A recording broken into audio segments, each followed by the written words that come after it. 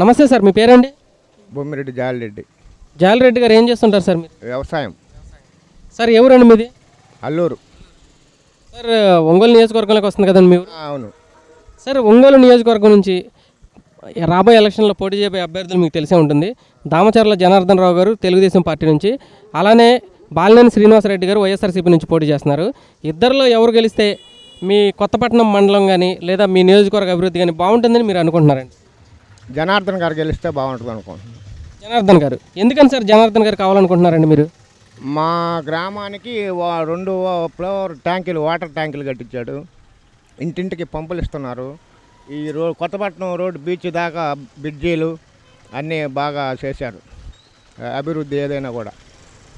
ఇంతకుముందు 3 మడంతరాలు వాసు గారు ఉంటే ఏ ఒక్క పని కూడా చేయలే. అది మీ నియోజకవర్గ అభివృద్ధి చేయలేదా 15 సంవత్సరాల పాటు ఉన్నా కూడా ఆయన? ఏం చేయలే. అసలు కొత్తపట్నం మండలంలో ఏం చేయలే. సార్ చంద్రబాబు నాయుడు గారి పనితీరు మీద మీ అభిప్రాయం ఏంటండి? బాగానే చేస్తున్నాడు. రాష్ట్రం బాగానే చేస్తున్నాడు, దానికి ఇబ్బంది ఏం లేదు. ఇక జగన్ వచ్చినా ఎవరు వచ్చినా ఆయనకు మించిన అనవసరం. రాష్ట్రం అభివృద్ధి కావాలంటే చంద్రబాబు నాయుడు రావాలి. Thank you sir.